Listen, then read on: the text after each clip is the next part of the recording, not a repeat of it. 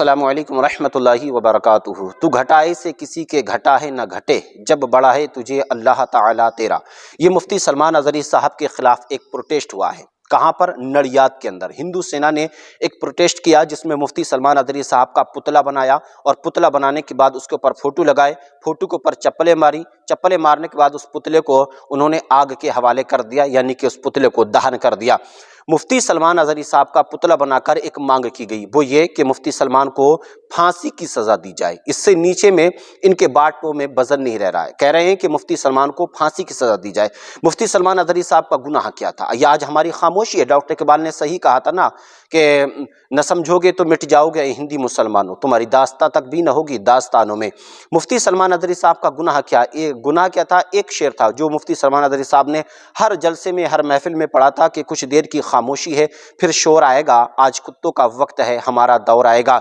इस शेर के अंदर न किसी कम्युनिटी का नाम लिया गया, न किसी धर्म का नाम लिया गया, न किसी धर्म के पेशवाओं का नाम लिया गया। जब किसी धर्म के पुजारियों का, किसी धर्म के पेशवाओं का या किसी धर्म का नाम नहीं लिया गया, तो आप किस मुंह से कह सकते हैं कि यह हमें कहा गया है? मुफ्ती सलमान अजहरी साहब के ताल्लुक से जिस तरीके से ये इन्होंने प्रोटेस्ट निकाला है और फांसी की मांग की है, मुफ्ती सलमान अजहरी साहब का गुनाह यही था ना कि एक शेर उन्होंने पढ़ दिया था। आप जानते हैं कि मुफ्ती सलमान अजहरी साहब को सबसे पहले जूनागढ़ की पुलिस लेके गई, उसके बाद में कच्छ में, जूनागढ़ में भी बेल मिल गई, कच्छ में भी बेल मिल गई। अब तीसरी तारीख आपको मोड़ासा के अंदर, जहां पर 17 तारीख की डेट है आपकी, इंशाअल्लाह 17 तारीख को वहां भी आपको बेल मिल जाएगी। अल्लाह तबारक व तआला से ये हम दुआ करते हैं कि मौला ताला आपको वहां से भी रिहाई अता फरमाए। तो मुफ्ती सलमान अजहरी साहब ने क्या गुनाह किया था? ये वही लोग हैं, इनको आप देख लीजिए, ये वही लोग हैं जिन्होंने बिल्किस बानो के बलात्कारियों के समर्थन में रैलियां निकाली थी। उन बलात्कारियों को इन लोगों ने जो है मिठाइयां बांटकर उनका स्वागत किया था। आसिफा को गुजरात के अंदर, कश्मीर के अंदर जब आसिफा के बलात्कारियों के लिए यही लोग समर्थन में उतर कर आए थे और उनको मिठाइयां बांट करके उनका समर्थन किया था, उनकी रैलियां निकाली थी।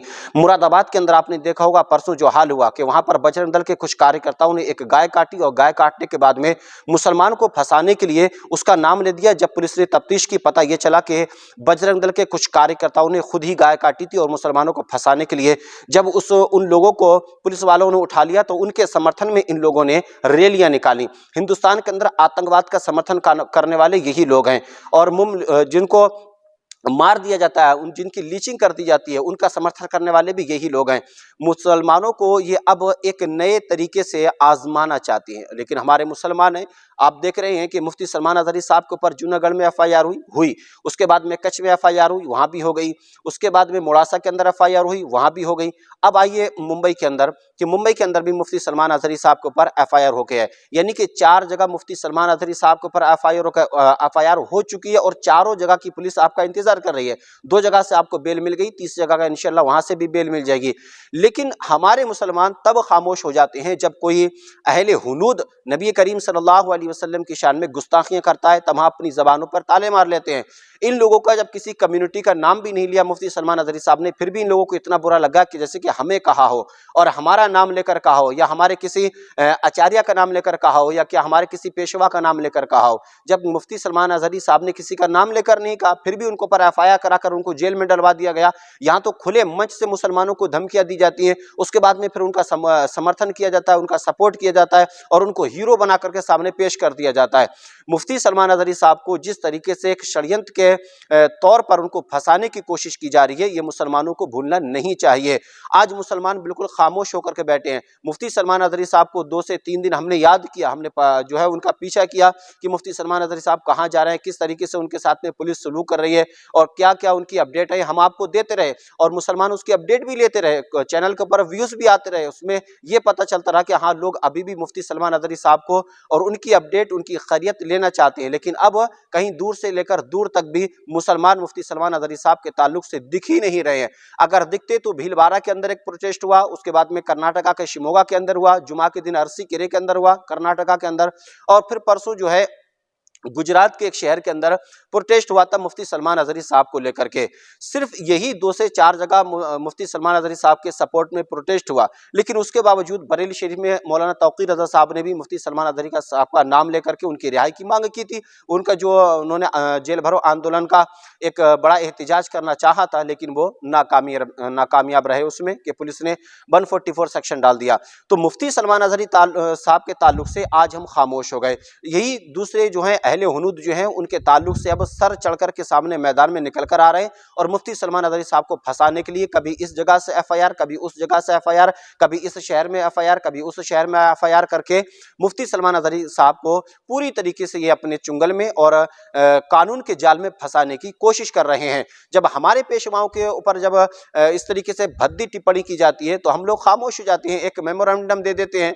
मेमोरेंडम देने के बाद में पुलिस वाले क्या करते हैं, उसी मेमोरेंडम को उठा करके कचरे के डब्बर में डाल देते हैं। बस कहाँ हमने मेमोरेंडम दिया था, कहाँ गया, उसके मेमोरेंडम का कोई हमें सिला मिला, उसका कोई रिजल्ट हमारे सामने आया? नहीं आता है। अगर रिजल्ट सामने आया होता तो टी राजा सिंह जो है आज हैदराबाद के अंदर खुला सांड की तरह नहीं घूम रहा होता। अगर मेमोरेंडम का कोई रिजल्ट हमारे सामने आया होता तो सुरेश चौहान के खुला नहीं घूम रहा होता, जेलों की सलाखों के पीछे होता।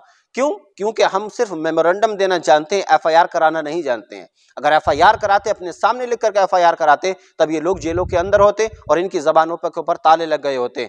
हमने क्या किया, मेमोरेंडम दे दिया, उसके बाद में आकर अपने आराम से सो गए। अब ये पता चला कि भाई मेमोरेंडम तो दे दिया, दूसरे के सामने हम हीरो बन गए कि भाई हमने मेमोरेंडम दे दिया। अब पुलिस जो है अपना काम करेगी। पुलिस क्या खाक काम करेगी? यही काम करेगी ना कि जब तुम FIR तक दर्ज नहीं करवाओगे तो FIR पुलिस क्या काम करेगी? मेमोरेंडम देने से FIR दर्ज नहीं होती है। मेमोरेंडम FIR इस तरीके से होती है जिस तरीके से अहले हुनूद मुफ्ती सलमान अजहरी साहब के साथ में कर रहे हैं और उनको नाजायज तरीके से फंसाने की पूरा एक षड्यंत्र रचा करके उनको फंसा दिया गया है। मुफ्ती सलमान अजहरी साहब की वीडियो आपने देखी कि जिसमें आप बहुत ही कमजोर नजर आ रहे हैं, यहाँ तक कि आपसे चलना मुश्किल हो रहा है। उसका रीजन ये है कि मुफ्ती सलमान अजहरी साहब रोजे रख रहे हैं कि जिसमें आपको ये शहर से वो शहर और ज्यादा ट्रेवलिंग का मसला पड़ गया, ज्यादा आपको सफर करना पड़ा, फिर उनके सवालों के जवाब देना पड़े, जिसको लेकर के मुफ्ती सलमान अजहरी साहब रोजे की हालत में भी उनको कुछ कमजोरी महसूस हुई। उसके बाद में हर तरफ से यही आवाज आने लगी कि मुफ्ती सलमान अजहरी साहब को लग रहा है कि किसी ने टॉर्चर किया है। किस टॉर्चर की बात कर रहे हैं आप और किस मुंह से टॉर्चर की बात कर रहे हैं? जब एक अपने आलिम के लिए आप जो है आवाज नहीं उठा सकते, अब अपने एक आलिम के लिए अपनी जबान नहीं खोल सकते, तो कल मैदान महशर में जाकर के क्या मुंह दिखाओगे कि जो नामूसे रिसालत के लिए खड़ा हुआ था तो तुमने उसका साथ कितना दिया, तुमने उसके सपोर्ट में आकर के क्या किया? जो जेलों के अंदर पड़ा हुआ था, जेल के अंदर जाना ये उलमा के लिए कोई बड़ी बात नहीं है, बल्कि उलमा के लिए तो ये सुन्नत ज़ैनुल आबिदीन है। जेलों के अंदर जाना ये कोई आज की बात नहीं है कि उलमा आज पहली मर्तबा जेल के अंदर जा रहे हैं, नहीं, ये तो तारीख रही है कि जब जब हक बोला गया है तब तब उलमा को जो है जेल के अंदर डाला गया है। फजल हक खैराबादी रहमतुल्लाहि अलैह के साथ में क्या हुआ था, और हिंदुस्तान के अंदर सबसे पहला जिहाद का फतवा देने वाले मुजद्दिद अल-फ़सानी के साथ में क्या हुआ था। तो हिंदुस्तान के अंदर हो या हिंदुस्तान से बाहर हो, जो हक बोलता है उसको जेलों के सलाखों के पीछे डाला जाता है। इमाम ज़ैनुल आबिदीन रदियल्लाहु ताला अन्हु को भी जेल के सलाखों के पीछे डाला गया था और उनके हाथों में हथकड़ियाँ लगी, तो ये हथकड़ियाँ लगवाना ये ज़ैनुल आबिदीन रदियल्लाहु ताला अन्हु की सुन्नत है। बात ये नहीं है कि उलमा अपनी गिरफ्तारी देने से डरते हैं, देने से पीछे हटेंगे, नहीं, बल्कि उलमा तो हमेशा हम वक्त अपने कदम को आगे बढ़ा कर रहते हैं। बस फर्क ये पड़ता है कि उनका साथ देने वाला कोई नहीं होता है।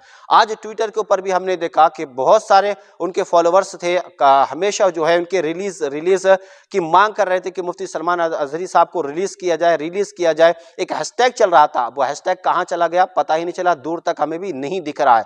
तो मुफ्ती सलमान अजहरी साहब के लिए जितनी आवाजें उठ रही थी वो आवाजें भी अब बंद हो चुकी हैं। अब अहले हुनूद को मौका मिल गया, अब वो जगह जगह प्रोटेस्ट करके मुफ्ती सलमान अजहरी साहब के खिलाफ झूठे मुकदमे दर्ज करवाएंगे और दर्ज करवाने के बाद में मुफ्ती सलमान अजहरी साहब का भी शायद वैसी हश्र करवाने की इन्होंने पूरी प्लानिंग बना ली है, जिस तरीके से मुफ्ती कमर गनी उस्मानी साहब को जेल के अंदर 2 साल का से ज्यादा का अरसा गुजर गया। डॉक्टर इकबाल का वो शेर दोबारा से पढ़ लो कि न समझोगे तो मिट जाओगे ए हिंदी मुसलमानों, तुम्हारी दास्ता तक भी न होगी दास्तानों में। अस्सलामु अलैकुम रहमतुल्लाहि व